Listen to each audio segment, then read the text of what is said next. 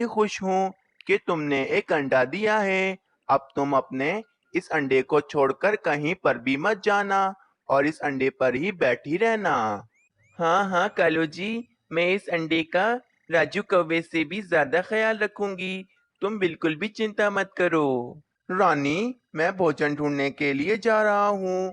मुझे आते आते थोड़ा समय लग जाएगा। तुम अंडे को अकेला छोड़कर कहीं पर भी मत जाना।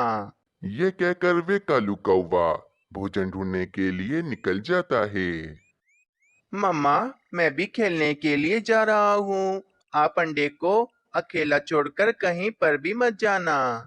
ये कहकर राजू कौवा खेलने के लिए चला जाता है। कालू जी भोजन ढूंढने के लिए चले गए और राजू कौवा खेलने के लिए चला गया। मैं क्या करूं? हाँ, मैं अपनी दोस्त सोनी कौवी के पास चली जाती हूँ। बराबर में जो मीनू चिड़िया रहती है, मैं मीनू चिड़िया से कह देती हूँ कि मैं अपनी दोस्त सोनी कौवी के पास जा रही हूँ। मैं जब तक नहीं आ जाती, जब तक मीनू चिड़िया मेरे अंडे का अच्छे से ध्यान रखे। ये कहकर रानी कौवी मीनू चिड़िया के घोंसले में चली जाती है।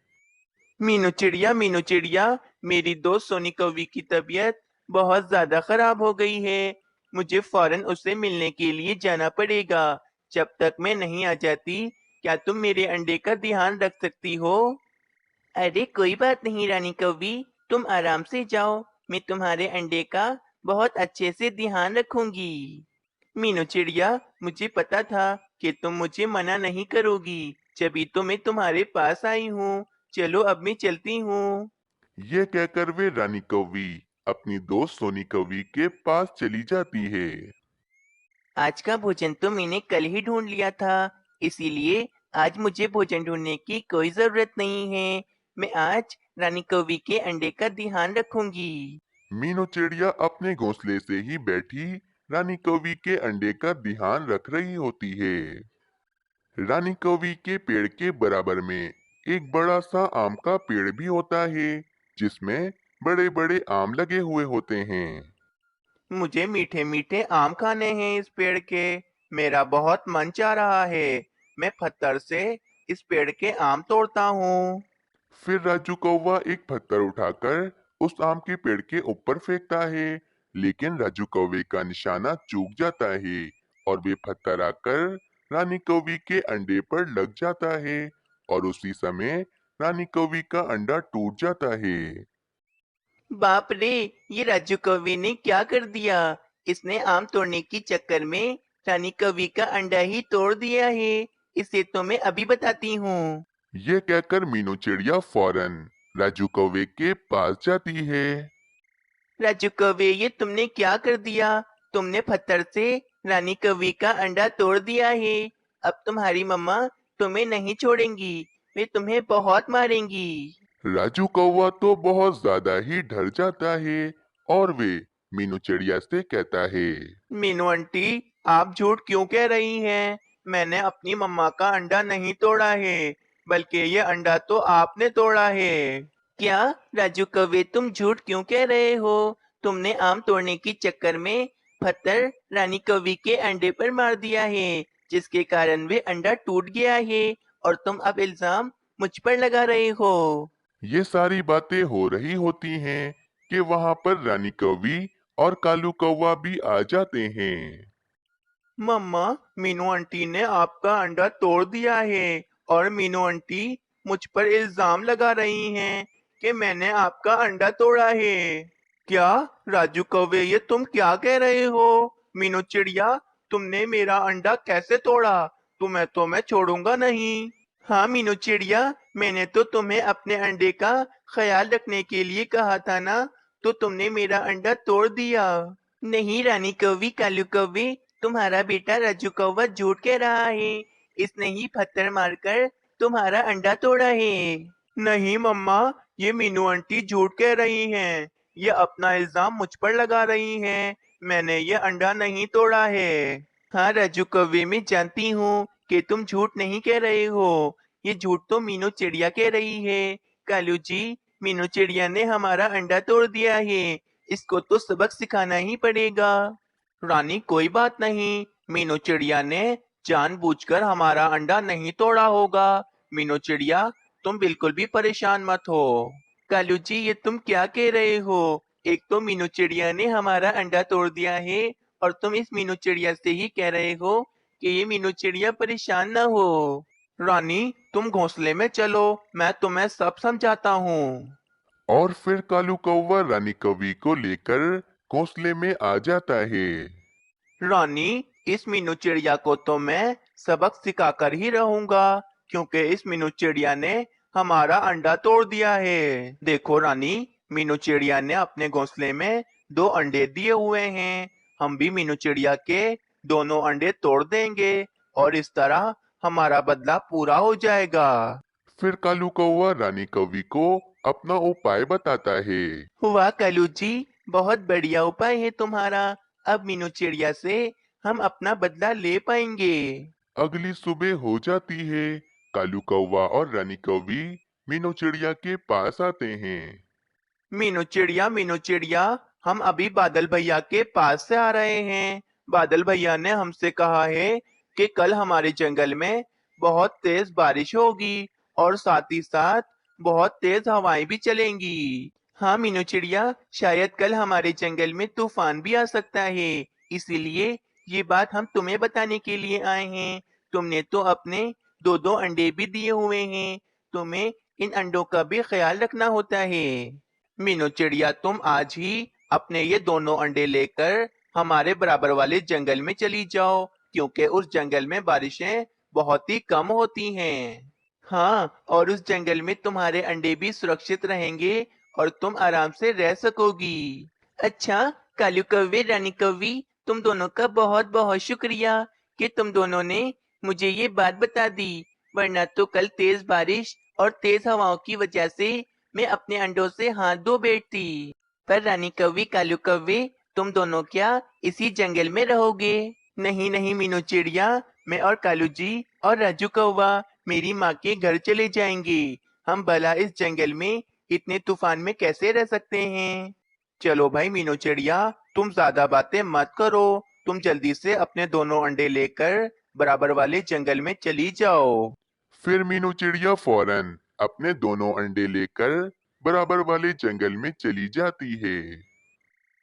रानी, कल बराबर वाले जंगल में तेज बारिशें और तूफान आएगा, जिसके कारण मीनू चिड़िया के दोनों अंडे टूट जाएंगे, और हमारा बदला पूरा हो जाएगा। अब कल ना तो इस जंगल में बारिशें होंगी, और ना ही तूफान आएगा। हमने तो मीनू चिड़िया से झूठ कहा था। अब मीनू चिड़िया से हम अपना बदला ले पाएंगे। दूसरी तरफ मीनू चिड़िया बराबर वाले जंगल में आ जाती है और एक खाली घोंसला देखकर उसमें अपने अंडे रखकर बैठ जाती है। कुछ दिनों पहले तो इस जंगल में काफी सारे पक्षी रहते थे, लेकिन आज इस जंगल में तो एक पक्षी भी नजर नहीं आ रहा है। ना जाने सारे पक्षी आखिर कहाँ चले गए हैं। सभी पक्षी इस जंगल को छोड़कर चले गए होते हैं, क्योंकि सभी पक्षियों को पता चल गया था कि कल इस जंगल में तूफानी बारिशें होंगी। अगली सुबह हो जाती है। जंगल में तेज हवाओं के साथ काफी तेज बारिश शुरू हो जाती है। मीनू चिड़िया तो बहुत ज्यादा ही परेशान हो जाती है। बाप रे, ये क्या हो गया? कालू कौवे ने मुझसे झूठ कहा था कि इस जंगल में बारिशें बहुत कम होती हैं। यकीनन कालू कौवे और रानी कौवी ने मुझसे अपना बदला लिया है। मीनू चिड़िया इतना कहती ही है कि मीनू चिड़िया के दोनों अंडे घोंसले से नीचे गिरकर टूट जाते हैं। ये क्या हो गया? मेरे दोनों अंडे घोंसले से नीचे गिरकर टूट गए हैं। मैं कालू कौवे और रानी कौवी को कभी माफ नहीं करूंगी। इन दोनों ने मेरे साथ बहुत ज्यादा गलत किया है। अंडे टूटने की वजह से मीनू चिड़िया बहुत ज्यादा उदास हो जाती है और सारा दिन मीनू चिड़िया बारिश में ही भीगती है। मेरे दोनों अंडे टूट गए, जैसे मेरी जिंदगी ही चली गई हो। मैं बहुत ज्यादा उदास हूँ। अब मैं अपने अंडों के बिना कैसे रहूंगी? कालू कौवे और रानी कौवी को तो मैं कभी माफ नहीं करूंगी। अगले दिन बारिश भी रुक जाती है, लेकिन मीनू चिड़िया तो आज भी बहुत ज्यादा ही उदास होती है। अब मैं दोबारा कभी उस जंगल में नहीं जाऊंगी। मैं हमेशा इसी पेड़ पर रहूंगी। दूसरी तरफ कालू कौवा, रानी कौवी और राजू कौवा घूमने के लिए पहाड़ों की तरफ आए हुए होते हैं।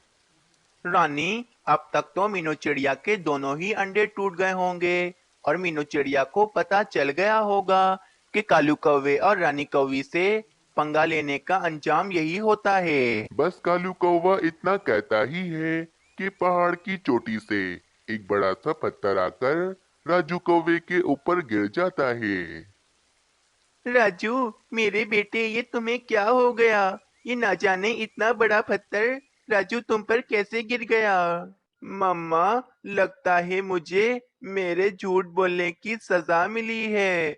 मैंने मीनू आंटी के साथ बहुत गलत किया है। वो अंडा मैंने ही तोड़ा था और मैंने मीनू आंटी पर इल्जाम लगाया था कि वे अंडा मीनू आंटी ने तोड़ा है। बस इतना कहते ही राजू कौवा उसी समय दम तोड़ देता है। कालू कौवे और रानी कौवी को तो समझ में नहीं आ रहा था कि उन दोनों ने मीनू चिड़िया के साथ कितना गलत किया है। रानी, हमने मीनू चिड़िया के साथ कितना गलत किया है और शायद ये हमें उसी की सजा मिल रही है। हाँ कलू जी, हमें मीनू चिड़िया से माफी मांग लेनी चाहिए। हमने उस बेचारी मीनू चिड़िया के साथ बहुत ज्यादा गलत किया है। ये कहकर कालू कौवा और रानी कौवी फौरन मीनू चिड़िया के पास चले जाते हैं। कालू कौवा मीनू चिड़िया के पास आता है और मीनू चिड़िया को सारी बात बताने लगता है। मीनू चिड़िया, हमने तुम्हारे साथ बहुत ज्यादा गलत किया था और हमें इसी की सजा मिली है।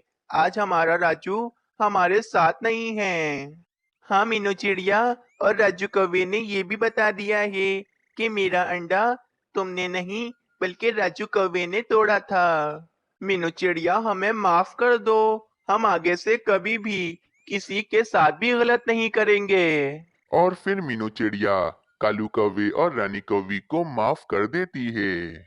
इस कहानी से हमें ये सीख मिलती है कि अगर हम किसी के साथ गलत करते हैं तो एक ना एक दिन हमारे साथ भी गलत जरूर होता है।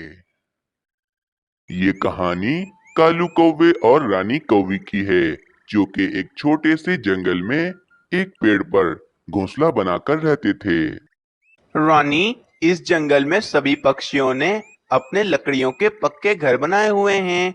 मैं सोच रहा हूँ कि मैं भी थोड़ी मेहनत करके अपना एक लकड़ियों का पक्का घर बना ही लेता हूँ। हाँ कलू जी, देखो ना, ये सूरज पूरा दिन हमारे सर पर होता है। हम दोनों पूरा दिन धूप में बैठे रहते हैं। मैं तो कहती हूँ तुम लकड़ियों का घर बना ही लो। पर रानी, मैं अकेला लकड़ियों का घर कैसे बनाऊंगा? तुम भी मेरी मदद करोगी, जभी तो मैं लकड़ियों का घर बना पाऊंगा, वरना अकेला मैं तो लकड़ियों का घर नहीं बना सकता हूँ। हम दोनों मिलकर काम करेंगे तो हम जल्दी से लकड़ियों का घर बना लेंगे। रानी कौवी और कालू कौवा ऐसे बातें कर रहे होते हैं कि रानी कौवी की एक सहेली सोनी कौवी अपने 3 बच्चों को लेकर वहां पर आ जाती है। सोनी कौवी मेरी दोस्त, सब खैरियत तो है ना? आज तुम इतने दिनों बाद अपने तीनों बच्चों को लेकर मेरे घोंसले में आई हो। हाँ हाँ रानी कौवी, सब खैरियत है। मुझे किसी काम से जंगल से थोड़ा दूर जाना था। मैं अपने तीनों बच्चों को अपने साथ नहीं ले जा सकती हूँ, इसीलिए मैं अपने तीनों बच्चों को तुम्हें देने के लिए आई हूँ। आज शाम तक तुम मेरे तीनों बच्चों का ध्यान रखो। शाम को मैं वापस आकर अपने तीनों बच्चों को ले जाऊंगी। रानी कौवी, आज शाम तक तुम मेरे तीनों बच्चों को अपने घोंसले में तो रख लोगी ना? हाँ हाँ, क्यों नहीं मेरी दोस्त। तुम मेरी इतनी अच्छी दोस्त हो तो मैं तुम्हारी इतनी भी मदद नहीं कर सकती हूँ। तुम बेफिक्र होकर चली जाओ, मैं तुम्हारे तीनों बच्चों का अच्छे से ध्यान रखूंगी। फिर वे सोनी कौवी अपने तीनों बच्चों को रानी कौवी को देकर वहां से चली जाती है। रानी, तुम्हारे अपने बच्चे तो हैं ही नहीं, अब तुम किसी और के बच्चे पालोगी। कैलू जी, वो मेरी बहुत ज्यादा अच्छी दोस्त है। अगर मैं उसकी मदद नहीं करूंगी तो कौन करेगा?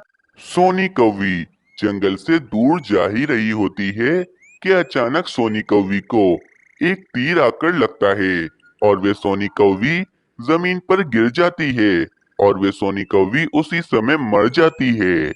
वहीं से एक मिट्ठू तोता भी जा रहा होता है। वे मिट्ठू तोता उस सोनी कौवी को तीर लगा हुआ देख उसके पास आता है। बाप रे, ये तो रानी कौवी की दोस्त सोनी कौवी है और ये तो हमारे जंगल में ही रहती थी। इसको तीर कैसे लग गई? मैं ये खबर जाकर फौरन रानी कौवी को देता हूँ। फिर ये कहकर मिट्ठू तोता फौरन रानी कौवी के पास चला जाता है।